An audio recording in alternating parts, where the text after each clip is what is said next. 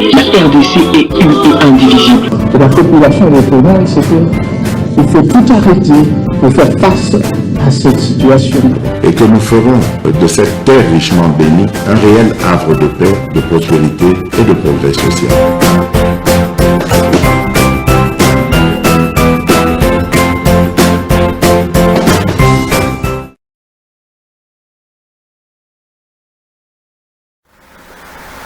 Merci. Nzambe na musibiso na makasi toye lisusu epai na bino kobeta bino lisolo ya mboka biso na bino c'est un contrat de vérité. Merci na bandeko nyonso oyo bazwi mikolo nyonso habitude ya ko senga bato ba s'abonner na chaîne na biso pona ngai bino bozali ko compter pona biso makasi toyebisaki bino ke nzoto ezali penza malamu te mais malgré moi grippe aux allez kobeta Kinshasa biso ko servir bino ezali vraiment détermination oyo toza nango po te boyeba nini ezali koleka na mboka na bino. Alors soki ezali mbala ya liboso eke okoti ozolanda chaîne na biso tosengi yo okende na lombangu pour partager lien ya émission, pour s'abonner, pour liker, vraiment pour commenter et wana et pour rassurer biso pe pour ça n'était tout ça la mosala ndenge elongo bani. Alors biso mokolo ya lelo ngai na bino tokobeta masolo maye mazoleka na Congo tokoki koloba ke en réalité peine de mort ezali makasi. Est-ce que faut ezala mingi pour déjà ezana ba militaire ya liboso oyo ba kangi bango pe ba condamné bango na peine de mort.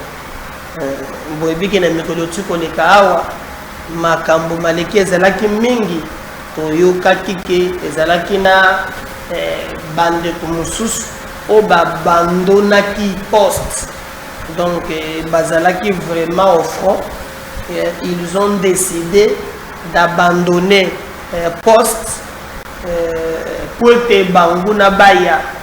En réalité makambo bitumba to bunda kango mingi te ezana bandeko oyo baza ba complice.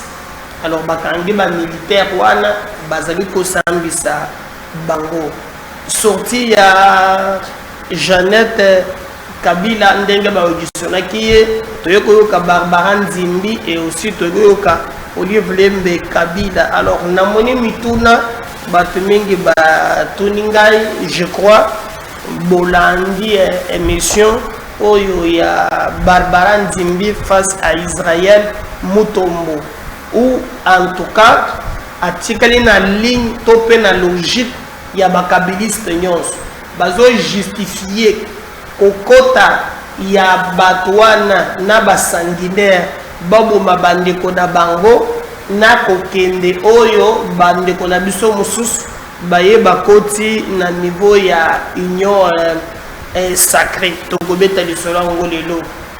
Premier ministre akendaki na siège ya IDPS je crois bondi fois na image on a banda mokolo wana mama na biso eza lobby je crois mama na biso premier ministre alongwaki sima ya kozala nommé. Il s'est retrouvé na base ya IDPS oyo basololi na Augustin Kabouya. Il a dit il est à travailler pour ayiba mbongo te mais ye akoya penza pour être à travailler pour mboka ekende liboso.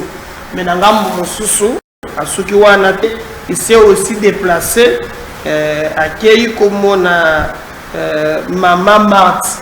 Alors débat paysan soulevé mingi balobi mais accueilli comme na Mama Marthe na qualité ya nani. Alors yo soulevé baka nyonso ba qualité na vie etali yo moko alors il y a aussi na IDPS mais boyoki bien que malgré otina IDPS balobi que Maman Marthe aza parmi ba fondatrice ya IDPS. Alors ake komone na cadre wana na moni vraiment siko komi théâtre pour na moni même na ba candidat o baza ba gouverneur pe ba kei bado e komi sikoyo à tour de rôle ba ko beta sikoyo tour kuna comme les Congolais balingi positionnement ba ko justifier ngona eloko moko oyo penza et perdre na sens ya eloko na moni edi yeli et les autres. Donc Maman Marthe afanya bango batelemi mopanzi. Est-ce que na ba candidat pe ba kei kuna je ne sais pas pour les Camboni, mais débat ils ont un peu alimenté dans ce sens là. Mais biso toujours la bango to yebisi bango ke ba yeba ke on sala tozo bunda nyonso tozo sala ezali vraiment pour na kotalisa ke tozo kende dans un sens oyo ezali compromettre pour le Congo et kende nango liboso. Donc toujours travailler na bino mais boye bake mbutu ezali bakasi nangambo wana, mais aussi surtout situation sécuritaire likanisi ya ko perquisitionner kingakati en tout cas ezoli makasi. Dans l'une des interviews que le président de la République a fait dans le journal Le Monde, il a soulevé les Cambouana, il a coloqué pression sur le Congo et les qui est Makas. Alors Makas, moyen pour il y a option, c'est rien que moi mingi exact.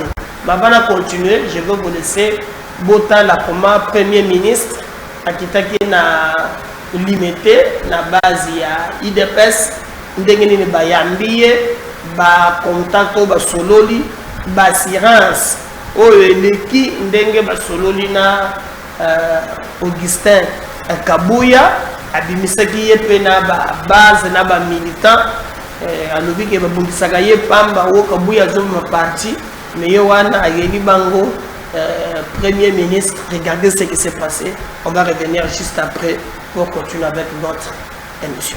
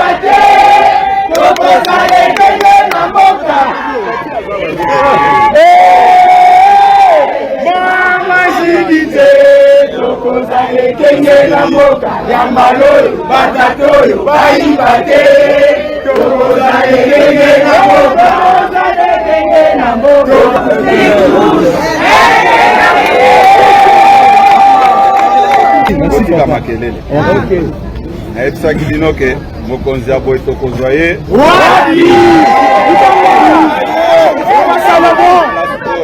oyokana nano nayebisaki bino place oke soki boyoki moto ayebisi bino ke Félix Tshisekedi alingi UDPS te aza ndoki. Nayebisaki bino yango. Nayebisaki bino ke mokonzi ya mboka ata bato bandimi te makambo oyo asali mpona biso bato ya UDPS mokonzi moko atikala kosala moko na ebele ntango na bandaki koyebisa bino awa soki babimi na sa banzete kuna balobi kabu ya mosala na ekaka kokosa biso elo premier ministre ye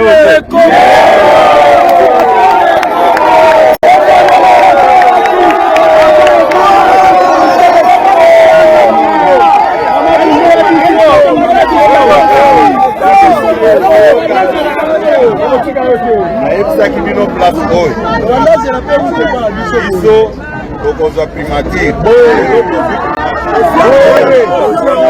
bino eloko moko ozwi primature te otosenrichir ozwi primature otokorige makambo mosusu oyo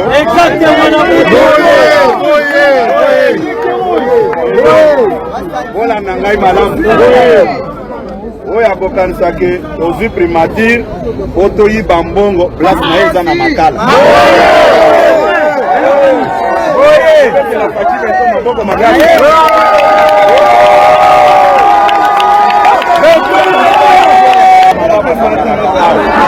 ngape na prefere namemela bino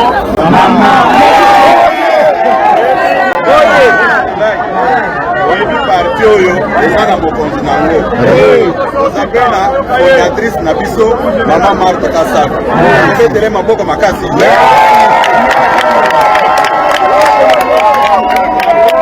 ovanda calme awa tozokende na premier ministre na biso auti kosolola na mama Angela Singa nayebisi ye mwana na yo akoya mpe apesa mbote tozokoma wana apesa sima mbote epuis tozonga awa me eloko nga na kosenga premier ministre na biso clôture ya mwa ya bamama clôture na ye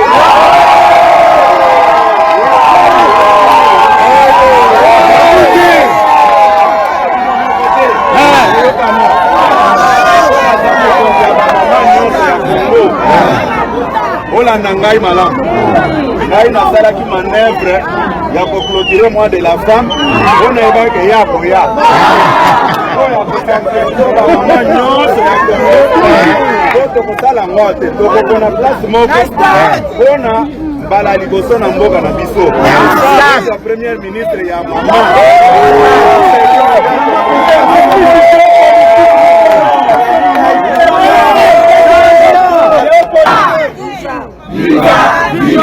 Viva Tshisekedi, héros national, président de la République, élu démocratiquement au Congo et chef de l'État, bien souverain,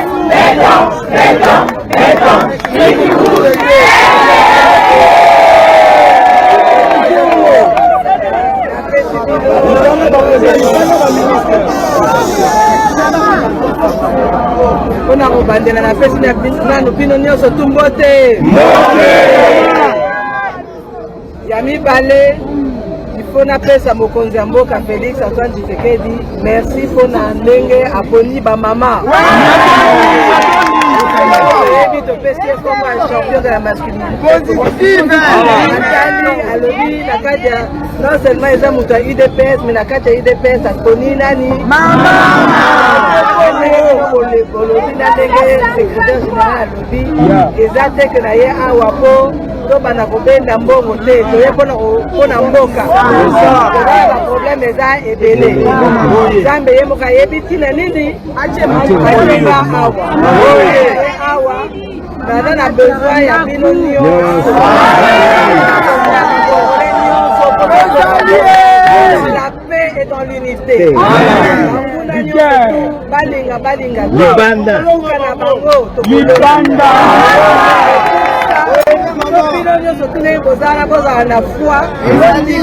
C'est pas facile.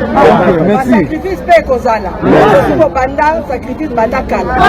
Et qu'on continue pendant parce que là c'est que quand on a eu quand maman.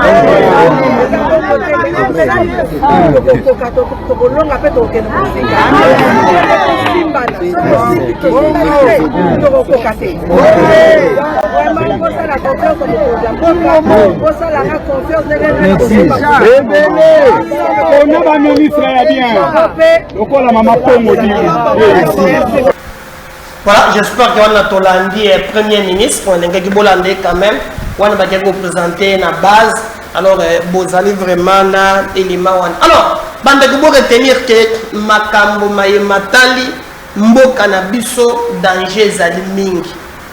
Lolenge bato bazali ko mema likambo wana ya kokota kosimba manduki koboma bande kona légèreté ils ont comme un peu grave et la plupart ya bato bazolenga ba justifier ba acte ya botombo ya bobomi mboka ya bande ko mususu na elle na makanisi mususu oyo ezali penza kitoko te nakopesa ndingisa ntango toyoki ezali na bandeko mususu oyo bazali lelo kozwa manduki baboma bandeko na bango po te baya na Kinshasa bazwa pouvoir mais en entre-temps likambo wana bakosala yango bango moko te et il y a une complicité il y a libanda mais ça fait la complicité moko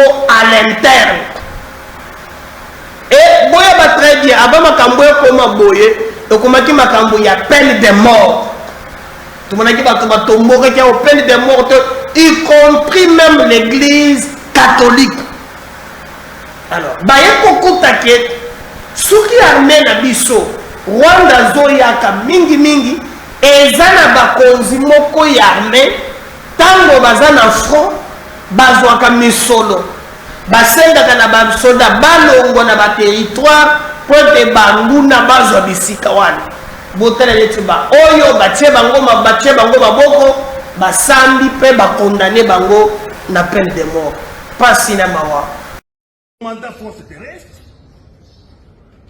celui-ci le commandant force terrestre a instruit au commandant Axe d'élever cette unité dans ce bataillon par le 212e bataillon et arrivé sur place à Lushangi, le commandant Axe a constaté 12 éléments qui étaient présents, y compris le prévenu, parce que quand il avait décroché, après avoir intimé l'ordre aux autres de faire les valises, de gagner saqué, on a constaté qu'il y avait 12 éléments.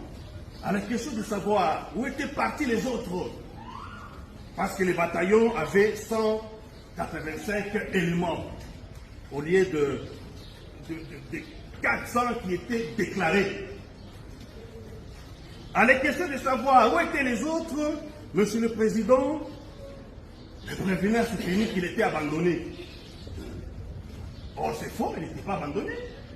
Il avait donné l'ordre à tous les bataillons d'abandonner la position de combat de Lushangi.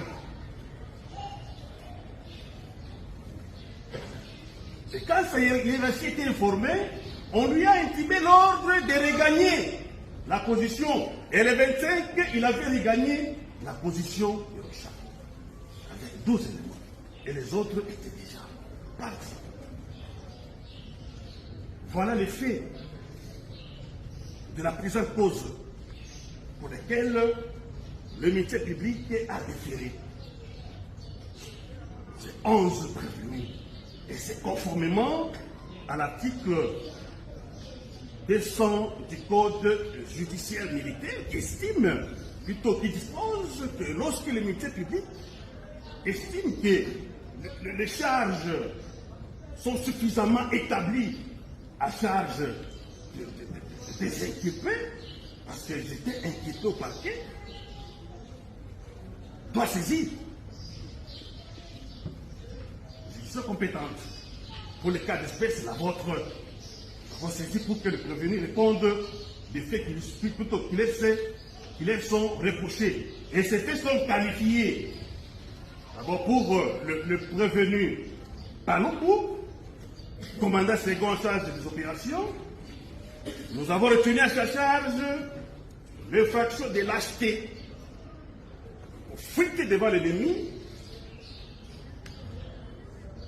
qui est prévu par l'article 57 du Code judiciaire militaire. J'espère qu'on a bolandi bino moko comment bandeko wana ba condamné bango et ba condamné bango pamba te parce que nabi tumba ndenge to bundaka sur terrain.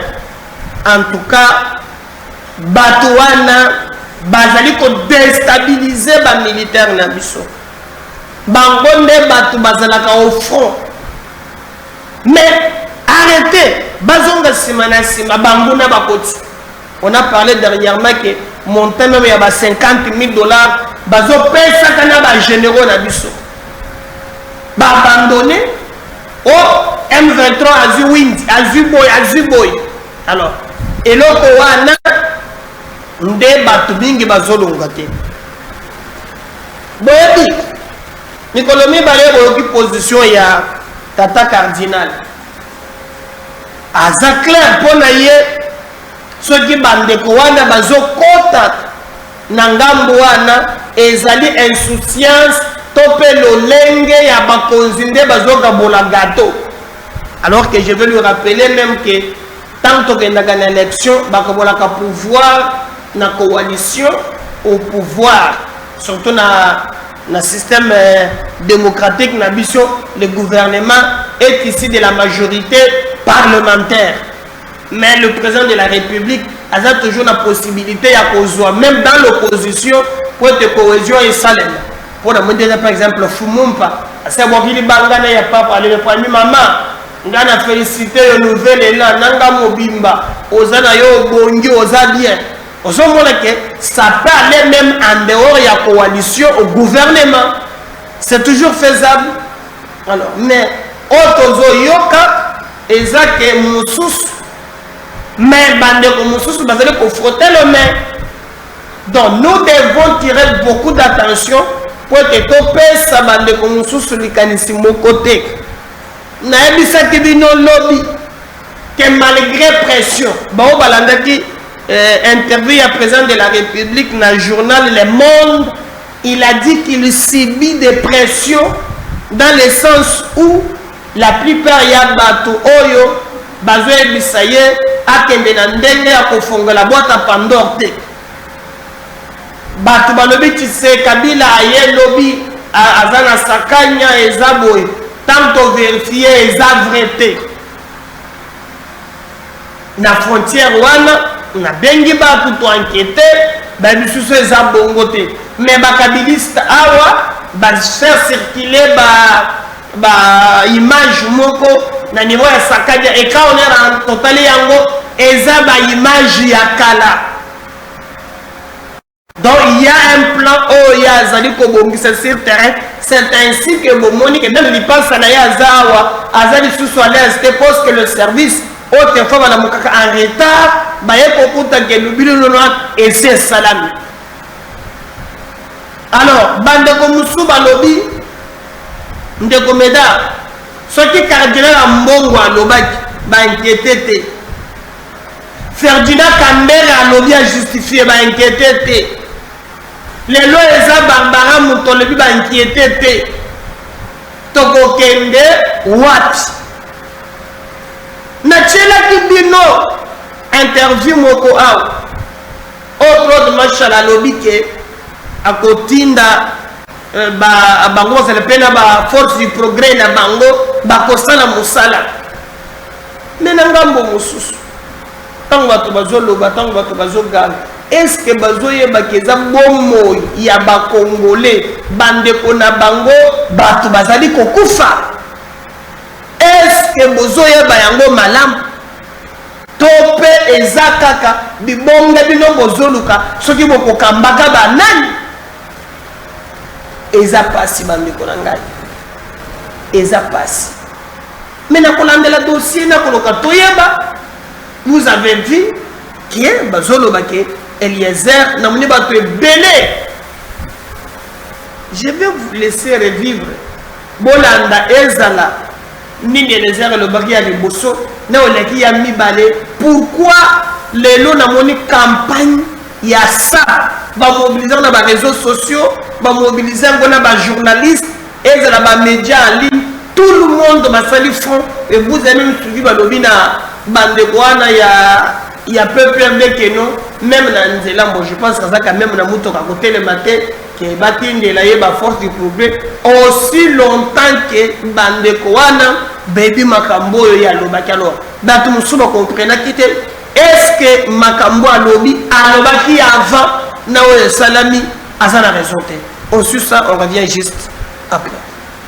Et d'abord il y a PPRD. Mais je t'ai dit. Et d'abord il y a PPRD. PPRD ce qui est allé Nanga Kei. Je vous informe que Nanga avant Kende, il est allé voir le chef de l'État.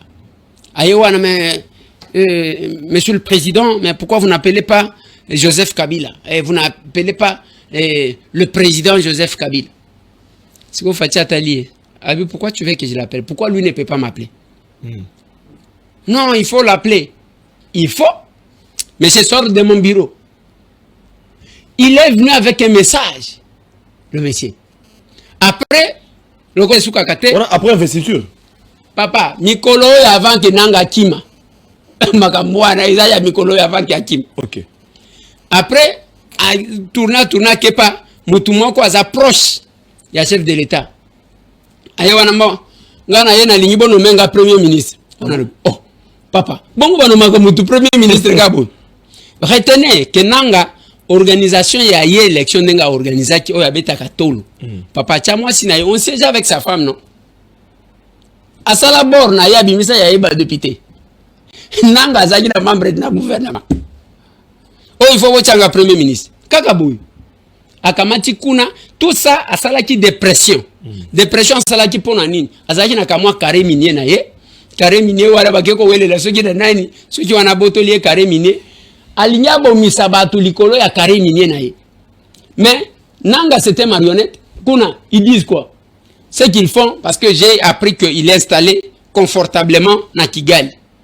Place wane zande ba Rwandais ba ye babomi bande kona bango ainsi de suite. Et je suis content que bon ngoma soki ngoma ngo. Oui ngoma ya IDPS. Oh IDPS. Ya IDPS. Eh baba bon yo anda ngote. Oui ngoma ancien cadre de Barcelona. Yago chef de l'État lo bajike bakozwa ba pantin misusu ya ba congolais ba tie bango wana pour que balobisa bango lingala. Ndenge bazawana bazaba marionnette batiaka bango ndengwana. Rappelez-vous makambo AFDEL, rappelez-vous RCD, rappelez-vous biloko wana ya BM23. Ce sont des histoires qui sont connues. Mais tant on a besoin de Kezaya PPRD, t'as la bateau bandi ko rejoindre. Le PPRD, Luka ba master nyonso bazali ko chama kelele ya PPRD. Oya ba ina union sacrée to. Tena lobby. Le PPRD wana yebaki batikali bakabiliste bakabiliste ba jeune nyonso. Ah bilenge. Banri Maji bazara. Ba jeune Jimmy Kiteng. Na lobby ba jeune wana Luka bango na kisasa. Oh, jana tika nabo. Mais je te dis Luka bango na kisasa. Ah bon? Et loko wana PPRD oyebi eza eloko ba forma sala et pas ba rwandais. Ça c'est clair. C'est un parti qui a été créé par les Rwandais à Wanakishasa. Tangu basali ba parrain na bango lokola bazaka na Rwanda, il fallait ba obéir. Voilà pourquoi on appelle ça qu'exemple. Christophe Nkolomoni, DG à RTNC. DG à RTNC. La RTNC fait la retransmission na Fikine. Batanika ba Rwandais, il a été suspendu tu lelo au cadre à PPRD. Donc les Rwandais c'était les intouchables, les incitables au co cité bangoté. Aux hommes. Mais maintenant armée, c'est un sergent rwandais qui va fabriquer un général congolais. Un sergent. J'ai dit un sergent. Bosco Tangana était un sergent en Rwanda. Tous les généraux ici, la plupart, ils ont fabriqué bango, à part Oyo, qui ont suivi cursus. Moussous, yango zomona bazo bang. James Kabaré bewana, nos généraux zakamuko James Kabaré. C'est leur fruit. Voilà pourquoi on ne peut pas tenir Nabitumba Oya Yakuna. Les chefs de l'État, mais pour que le chef a déclaré, il faut qu'il soit sûr. Et aujourd'hui, Félix Antoine Tshisekedi Tshilombo a lancé la dérwandarisation des institutions, la dérwandarisation de l'armée. Voilà, c'est là où que ça dérange. Maintenant, tu peux perdre des bazo ken. Balingi bazongi c'est la biso ba Rwanda ba ya ko konza biso. Bazonga lisusu na armée, bazonga lisusu na institution nyonso ndenge bazalaki oyo basala. Pour terminer et vous laisser le temps de nous poser des questions s'il y en a, parce que les questions vous pouvez les poser sur tous les plans, nous sommes prêts à répondre. Nous demandons devant les médias au ministre de l'Intérieur de prendre les mesures conservatoires. Quelles sont les mesures conservatoires? La suspension de l'existence légale du PPRD, ça c'est notre première demande. La deuxième demande que nous demandons, que nous formulons à l'endroit du ministre de l'Intérieur, c'est de mettre sous haute surveillance tous les cadres du PPRD. Parce que nous sommes quand même surpris du fait qu'il y en a qui sont sortis par le Congo-Brazzaville. Moi j'avais donné, je crois, 5 sorties. Et tout le monde était agité. J'ai dit, ils vont envoyer un groupe qui ira à Lubumbashi, qui vont sortir par la Zambie, d'autres devraient aller par Kalini pour sortir par le Burundi, et il y en a qui devraient aller par l'Ituri, sortir par là, par l'Ouganda, il y en a qui devraient aller par Goma, mais comme Goma, des fois ils hésitent, ils devraient aller par là. Mais je vous ai aussi dit que vous allez voir les gens qui voudront, qui vont sortir comme s'ils allaient, je ne sais pas, en Éthiopie ou au Kenya, tout ça pour se rencontrer. Parce que le plan c'était qu'ils pouvaient sortir au plus tard les 18 mars, les 25, même si les ont présentés aujourd'hui, c'est compte tenu de notre révélation qui a perturbé presque leurs calculs. C'était prévu que le 25 mars, qu'on puisse présenter quelques Congolais qu'ils ont achetés à la face du monde, que non, voilà, c'est une question qui concerne les Congolais, ça ne concerne pas le Rwanda du tout. Vous avez entendu l'un d'eux venu du Katanga, entre guillemets, qui a presque dévoilé que le plan n'était pas au Rwanda comme tel, c'était l'affaire des gens du PPRD. Voilà au moins le pourquoi de ma communication de ce jour. Merci. Comme quelqu'un qui disait où est les mal, où est les valises. Makambonini au Bolandi à Mabé, on a zomona tout la plupart. Il y a bazali kokana ke rébellion et zamalam, agression zamalam, bazali ko s'attaquer naye na telebino eloko wana. Mais boye bake na prison ya Makala boloko etondi batu mingi. Na yebisi bino ke boloko ezalaki po yamba bato mwa muke mawa tozoloba boloko ekomi na batu kamedon ba mususu baza kuna eza même na ndeko na biso moko oyo auti ko ofete na banza ke joyeux anniversaire na ye kuna, donc ezali un peu très compliqué.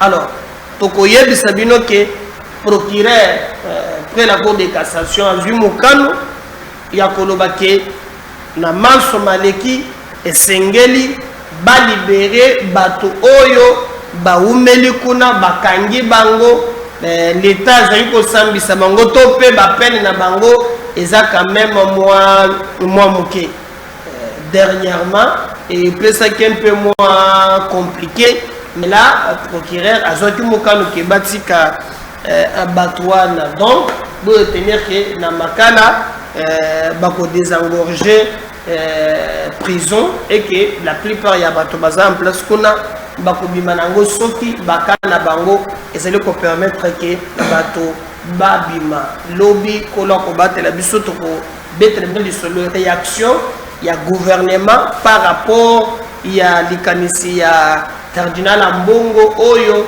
selon le gouvernement tata cardinal azali kopesa makasi. Alors Mouya ya Patrick aza porte-parole du gouvernement apesi makanisi na ye oyo atelemeli maye tata nabiso ya molimo cardinal alobi na banzake asepeli na yango ata mukete. Alors je ne sais pas si cet élément Patrick Mouya ezali toyoka réaction ya gouvernement na maloba ya cardinal Ambongo. Je vais commencer par les propos du cardinal. C'est des propos qui sont extrêmement graves, venant d'un chef religieux de son acabit. Pourquoi je le dis? Parce que, quelles que soient les raisons, et en plus c'était une messe pascale, la fête la plus importante de chrétiens, quelles que soient les raisons, on ne peut pas soutenir des Congolais qui veulent prendre des armes pour tuer des Congolais pour accéder au pouvoir alors qu'on a fait le choix de la démocratie. C'est inquiétant lorsqu'on se souvient des propos tenus par l'abbé Chaud, et je les cite, où on avait besoin d'un courageux. Est-ce que les fameux courageux a été trouvé par l'Église catholique, entre guillemets, parce qu'il ne faut pas faire d'amalgame, et pour qui on a besoin de légitimer, parce que les mots du cardinal, j'espère qu'il fera une clarification, peuvent être perçus comme un encouragement, comme un soutien moral à ceux qui choisissent de prendre les armes pour penser conquérir le pouvoir, alors que nous sommes dans un cycle depuis 2 ans qui veut que nous puissions sortir de cela. Notre ami Liévin parlait d'adhésion massive. Je ne sais pas quel est le contenu qu'il donne dans Massif lorsque vous voyez 3-4 individus, parce que nous savons tous qu'il y avait à un moment le RCD. Nous avions vu toutes les têtes couronnées du RCD. Où est-ce qu'ils sont aujourd'hui? Du CNDP. Là, ce n'est pas une rébellion, c'est une agression qui est établie d'un pays étranger. Que des compatriotes pensent qu'il faut se mettre sur celui qui tue d'autres Congolais, sous prétexte que ça ne va pas dans le pays, il y a un véritable problème. Pourquoi on fait des élections? J'ai aussi entendu, toujours le cardinal, dire qu'on a un budget d'à peine 3 milliards. Je suis désolé, mais qui est-ce qui prépare les notes? Nous avons atteint des records. Aujourd'hui, on parle de 16 milliards de budget. Regardez les contextes dans lesquels nous sommes. L'immense travail qui est fait dans les secteurs de la santé et de l'éducation. D'ailleurs, l'Église catholique est partenaire dans l'éducation. Alors, il ne faudrait pas... Et de la santé. Alors, il ne faudrait pas donner l'impression que les Congos avaient tout il y a 15-20 ans. Maintenant, il n'y en a pas. Et cette manière de parler du gâteau, c'est quoi le message que le cardinal veut planter dans l'imaginaire collectif? Donc, devons-nous tous regarder l'accès aux responsabilités comme un gâteau et que nous tous, nous devons avoir droit au chapitre? Je pense qu'il faut qu'on fasse très attention à des mots lorsque nous les utilisons dans le contexte qui est le nôtre. Et j'invite le cardinal à clarifier ses propos pour ne pas laisser penser à d'autres que lui serait l'auteur moral ou il donnerait un soutien, une caution morale à cette aventure qui vise à tuer des Congolais. Pour casser ceux qui pensent dans leur mémoire qu'il y avait un courageux dont on avait besoin et qui a surgi et pour lequel il faut donner des mots de soutien. C'est extrêmement dangereux. J'espère que le cardinal clarifiera ses propos parce que ces aventuriers visent notamment à tuer d'autres fidèles catholiques qui sont sous sa juridiction et bien d'autres encore. Et donc il y a un besoin pour nous de savoir ce que nous voulons construire comme République. Merci et bonne soirée chez vous. Voilà. Nous allons revenir au lobby dans le détail parce que ma révélation sur ce que vous avez belé. Partagez bien l'émission, abonnez-vous, likez, commentez. Si le Sénat ne revenait pas, moi je reviens au numéro de